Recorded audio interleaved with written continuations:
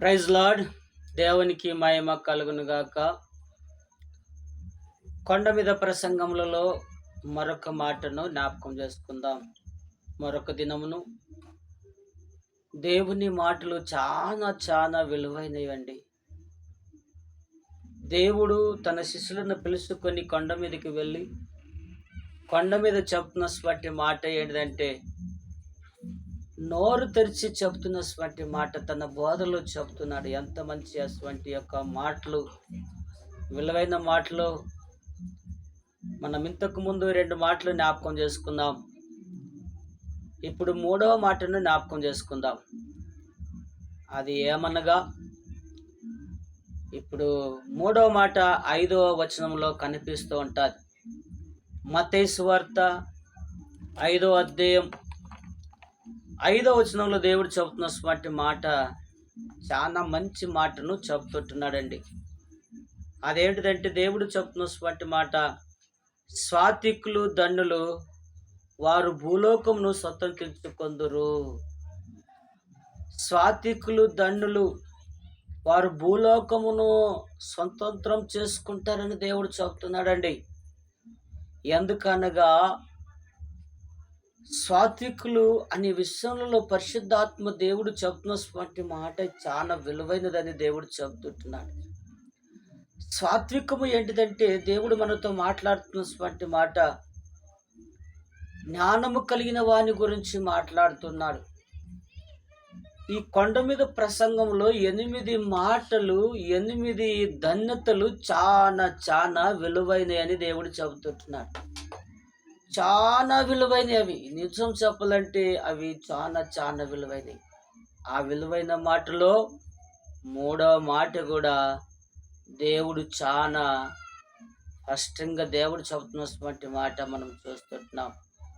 5వ వచనంలో, స్వాతికులు ధన్యులు, వారు భూలోకమును స్వతంత్రించుకుందురని దేవుడు చెబుతుంటున్నాడు. దేవుడు చెబుతున్నటువంటి మాట ఏంటంటే, వాళ్ళు సాత్వికులని ఎటువంటి వాళ్ళనేది ఒకసారి గమనించినప్పుడు యాకోబు పత్రికలో దేవుడు చెప్తున్నటువంటి మాట మనం చూస్తున్నాం. యాకోబు పత్రిక దేవుడు మనతో మాట్లాడుతున్నటువంటి మాటను మనం గమనించినప్పుడు, ఆలోచన చేసినప్పుడు, ఇక్కడ యాకోబు పత్రిక 3వ అధ్యాయం 13వ వచనంలో దేవుడు చెప్తున్నటువంటి మాట మనం చూస్తున్నాం.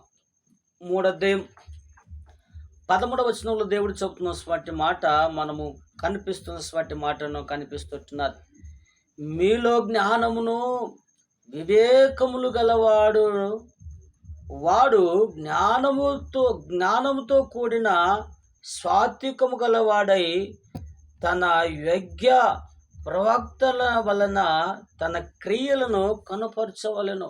ఇక్కడ దేవుడు చెప్తున్నటువంటి మాట ఏంటంటే, ఎవడైతే జ్ఞానము కలిగి ఉంటాడో వాడు అనేకమైన దీనుల విషయములలో వాళ్ళను మంచిగా చూడలేకపోతుంటారు. జ్ఞానం వచ్చినాడని, ఈ జ్ఞానం ఎక్కడికి వెళ్ళి వచ్చింది? ఈ జ్ఞానం వచ్చినదని తాను సంపాదనము చేసుకునే బిడ్డలుగా తయారవుతారు. తాను స్వతంత్రించుకునే బిడ్డలుగా తయారవుతారు. దీనులుగానే మగిలిపోతారు. తన ప్రవర్తన విషయంలో చాలా భయంకరమైన స్థితిలో దేవుడు చెప్తున్నటువంటి మాట మనం చూస్తున్నాం. ఎందుకనగా దేవుడు మాట్లాడుతున్నటువంటి మాట, ఈ సాత్వికులు ధన్యులు, వారు భూలోకమును సంతృప్తించుకున్నారన్న మాటను ఒకసారి జ్ఞాపకం చేసుకుంటున్నప్పుడు ఈ యాకోబు పత్రికలో ఆ మాటను దేవుడు చెబుతుంటున్నాడు. అదే రీతిగా తన జ్ఞానం వలన ఆ ప్రవక్తనలో ఉండి అనేకమైన బిడ్డలను దూరం చేస్తున్నట్లుగా చెబుతున్నటువంటి మాట మనం చూస్తుంటున్నాం. చూడు, ఇక్కడ చూసినట్లయితే కీర్తనలు దేవుడు చెబుతున్నటువంటి మాటను ఒకసారి జ్ఞాపకం చేసుకుందాం. కీర్తనలు దేవుడు మనతో మాట్లాడుతున్నటువంటి మాట చాలా విలువైనది కాబట్టి దేవుడు చెబుతున్నటువంటి మాట మనం చూస్తాం. 37వ కీర్తన దేవుడు చెబుతున్నటువంటి మాట 11వ వచనంలో దేవుడు మాట్లాడుతున్నటువంటి మాట మనం చూస్తున్నాం. చూడండి, దీనులు భూమి మీద స్వతంత్రించుకొందురు, బహుక్షేమము కలిగి సుఖించెదరు. దీనులు భూమి మీద ఎలా ఉంటారంట? ప్రతిది కూడా స్వతంత్రించుకుంటారని దేవుడు చెబుతున్నాడు. వాళ్ళు ఎలా ఉంటారంట? భూమి మీద స్వతంత్రించుకుందురు. వారు బహుగా క్షమము కలిగి ఉందురు. క్షమం కలిగి సుఖించుదురని దేవుడు చెబుతున్నటువంటి మాట మనం చూస్తుంటున్నాం. అదే రీతిగా 9వ వచనంలో దేవుడు చెబుతున్నటువంటి మాటను మనం చూసినట్లయితే అక్కడ మనతో మాట్లాడుతున్నటువంటి మాట, కీడు చేయు వారును నిర్మూలమగుదురు, యాహోవా కొరకు కనిపెట్టుకున్న వారు దేశమును స్వతంత్రించుకొందురు. దేవుడు మనము చూసినట్లయితే సాత్వికులు ధన్యులు దేవుడు చెబుతున్నటువంటి మాట మనం చూస్తున్నాం. వాళ్ళు జ్ఞానముతోని వేరే వేరే రకాలుగా ప్రవక్తను చేస్తూ ఉంటారు. తన సొంతం కావాలి, ఏది చూసినా సొంతం కావాలి, ఏది చూసినా నాకే కావాలి, ఏది చూసినా నేనే స్వతంత్రించుకున్నాలని అంటారు. దీనుల విషయంలో ఎవ్వరు కూడా ఆలోచన చెయ్యరు. ఆ దీనులు ఎక్కడ చూస్తారంట? దేవునికే చూస్తారు. దేవునికే చూస్తారు కాబట్టి వాళ్ళు సుఖముతో, బహు సుఖముతో ఉంటారు. ఆ 9వ వచనంలో అంటాడు దేవుడు చెబుతున్నటువంటి మాట, యెహోవా కొరకు వాళ్ళు కనిపెడుతూ ఉంటున్నారు కాబట్టి వాళ్ళు దేశమును స్వతంత్రించుకుంటారని దేవుడు చెబుతుంటున్నాడు.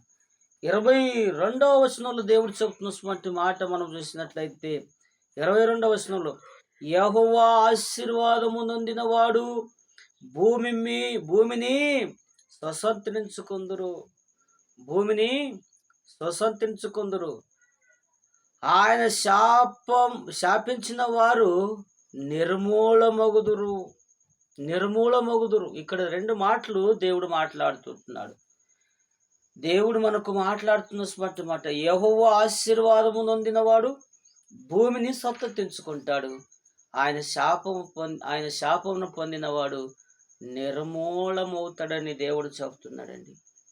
దయచేసి ఈరోజు విషయంలో ఈ దీనులు ఎవరికి కనిపెడుతుంటున్నారంట? దేవునికి కనిపెడుతున్నారు. జ్ఞానవంతుడు ఎవరికి కనిపెడుతున్నాడంట? జ్ఞానవంతుడు తన సొంతం కావాలి, ఏది కూడా సొంతం కావాలి, ఏది కూడా స్వతంత్రించుకోవాలని కనిపెడుతున్నాడు. కానీ దీనులు ఎక్కడ చూస్తున్నారంటే దేవుని వైపు చూస్తున్నారు. ఆ యెహోవా ఆశీర్వాదము పొందిన బిడ్డలుగా ఉన్నారని దేవుడు చెబుతున్నాడు.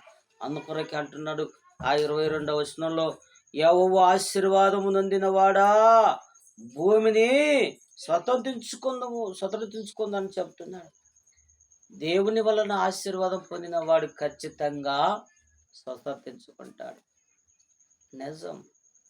దేవుని వలన శాపం పొందినవాడు జ్ఞాని అయినా వాడు నిర్మూలమవుతాడు ఒక దినము. అందుకొరకే ఆ కొండ మీద ప్రసంగంలో 3వ మాట, 3వ ధన్యత గురించి చెప్తున్నటువంటి మాట ఏంటంటే, సాత్వికులు ధన్యులు, వారు భూలోకమును స్వతంత్రించుకుందురు. ఆ సాత్వికులు ఎవరంటే దేవుని కొరకు కనిపెట్టిన వారే ధన్యులు. వారు మాత్రమును భూలోకంలో దేవుని యొక్క చేత ఆశీర్వదించబడిన వారని దేవుడు చెబుతున్నాడు. చిన్న మాటలు దేవుడు దీవించి ఆశీర్వదించును గాక. ఆమేన్. మీకు అందరికి వందనాలండి. ప్రైజ్ లార్డ్ అందరికీ. Praise lord.